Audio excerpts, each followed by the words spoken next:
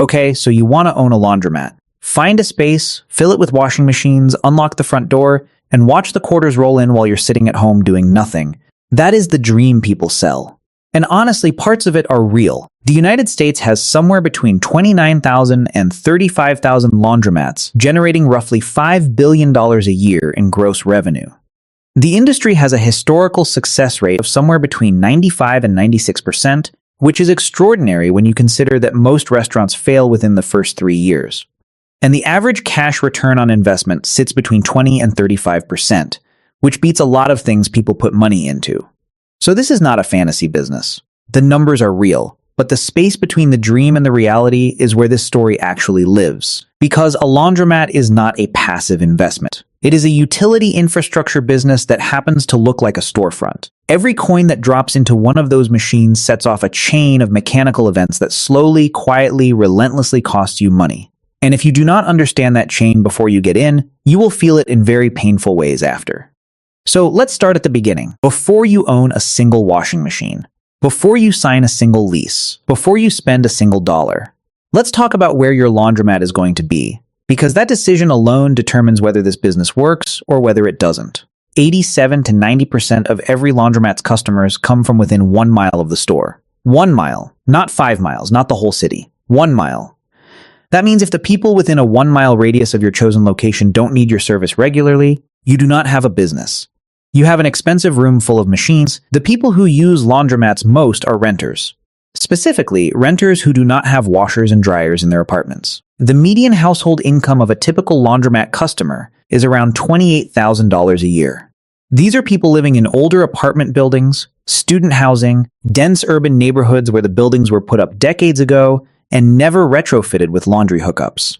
Some landlords prohibit tenants from installing machines at all, because a poorly installed washer flooding the unit below is a landlord's nightmare. And then there are people who own their own machines, but have a king-sized comforter or a pile of blankets they cannot fit into a standard home washer. So the customer exists everywhere. The question is density. You are looking for neighborhoods where multifamily renter populations make up more than 50 to 60% of households within a 1 to 3 mile radius. You need a site with parking, because laundry is heavy, and people do not walk with it if they don't have to. You need a building with serious utility infrastructure. Water mains big enough to supply dozens of machines simultaneously, natural gas lines for the dryers, electrical service that can handle the load. When those utility systems are already in place, your build-out costs go down significantly. When they are not, they go up in ways that will shock you. A mediocre laundromat in the right neighborhood will consistently outperform a beautiful laundromat in the wrong one. Every experienced operator in this business knows that. Location is not just important. It is the decision. Now let's talk about money, and how much of it you need before your first customer ever walks through the door. There are 2 ways to get into this business. You buy an existing laundromat, or you build one from scratch. Buying an existing store costs somewhere between $100,000 and $500,000 depending on the size, the location, the age of the equipment, and how much money the place is already making. The appeal is obvious.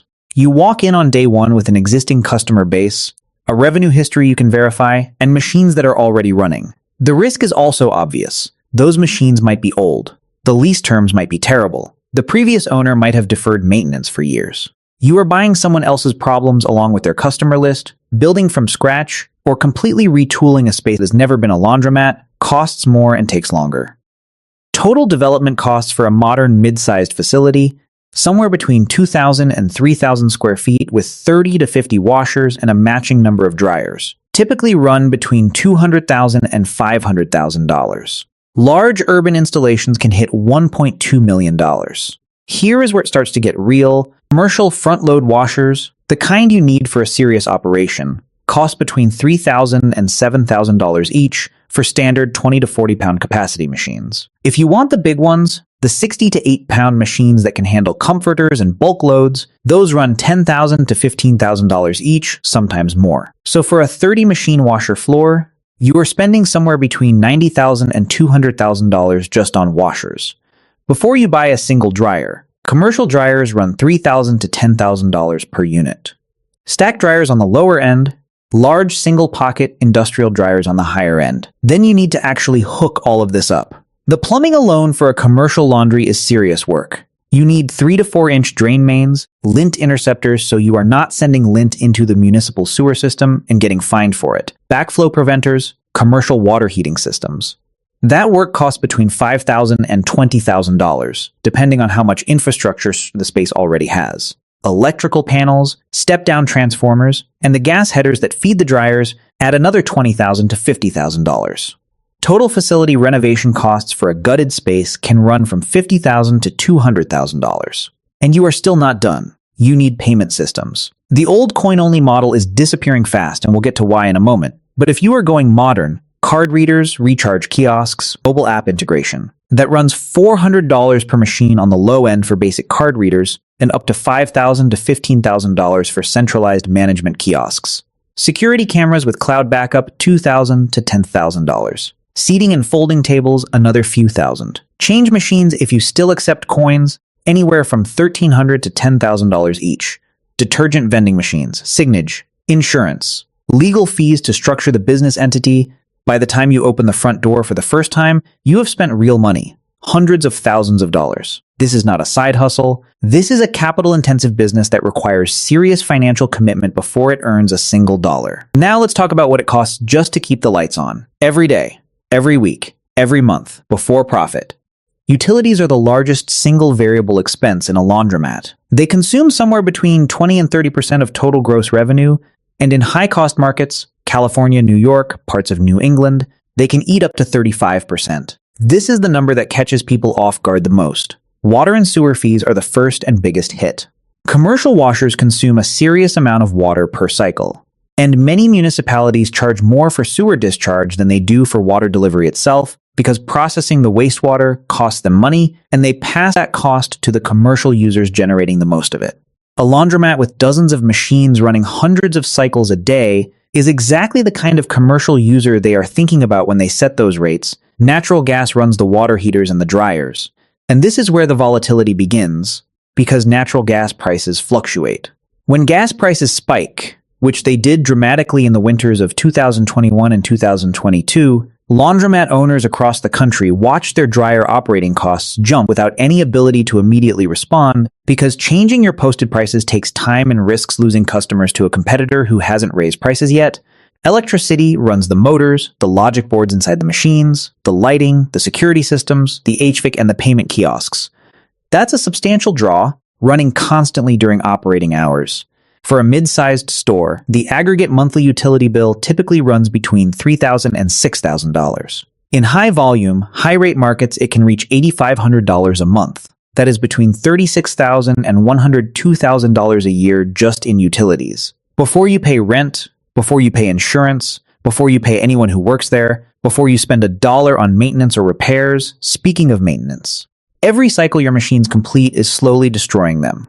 That is not an exaggeration. It is the physics of the business. The main drum bearings in a front-load wash are under enormous stress during the high-speed spin cycle. Over thousands of cycles, those bearings wear down, the drum starts to wobble, and eventually the machine either tears itself apart or triggers error codes and shuts down. Drain valves get jammed by foreign objects, coins that customers forgot to take out of pockets, buttons that pop off shirts, small debris that ends up inside the drum. When a drain valve jams open, the machine leaks continuously, which you may not notice right away, but your water bill will. Dryer belts snap, igniter elements in gas dryers burn out. Lint accumulates in the exhaust ducts, which restricts airflow, which forces the burner to fire longer to achieve the same drying result, which raises your gas bill and accelerates wear on the heating elements. A standard front-load washer lasts 12 to 15 years in a commercial laundromat. A heavy-duty 60 to 80-pound machine might go 15 to 20 years with proper maintenance.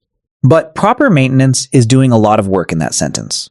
Routine monthly maintenance and emergency repairs average $500 to $1,500 per month for a mid-sized store. And smart operators set aside a capital reserve, typically 3 to 5% of monthly gross revenue, specifically to fund equipment replacement over time. Because here is the thing about equipment failure in a laundromat. It is not a one-time event. It is a constant. Something is always failing, something is always being repaired, something is always approaching the end of its useful life. The operators who survive long-term are the ones who treat machine wear as a scheduled operating expense, not an unexpected disaster. Now let's build the revenue model, because this is where things actually start to look interesting. The core of a laundromat's revenue is the vend price, what the customer pays per cycle. A standard top-load washer cycle might be priced at $2.50 to $3.50. A mid-size front loader running a 25-pound load might be $4 to $6. The large 60 to 80-pound machines that handle bulk loads can command $8 to $12 per cycle, sometimes more because the customers using them need the capacity and they know it. Dryer revenue historically tracks at roughly 50% of washer revenue. Customers pay in increments of 25 to 50 cents per 5 to 7 minutes, and because nobody wants to haul damp laundry home, they almost always extend the dryer cycle. That last 5 minutes of dryer time costs you almost nothing in additional gas and earns you 50 cents. It adds up. The key performance metric in this business is something called turns per day. It is exactly what it sounds like. How many complete wash cycles does each machine run in a single day? The industry average is around 3 turns per day. High-performing stores in dense urban markets hit 4 to 6 turns. Stores in weaker locations sometimes fall below 2. In a 40-washer store, losing just 1 full turn per day across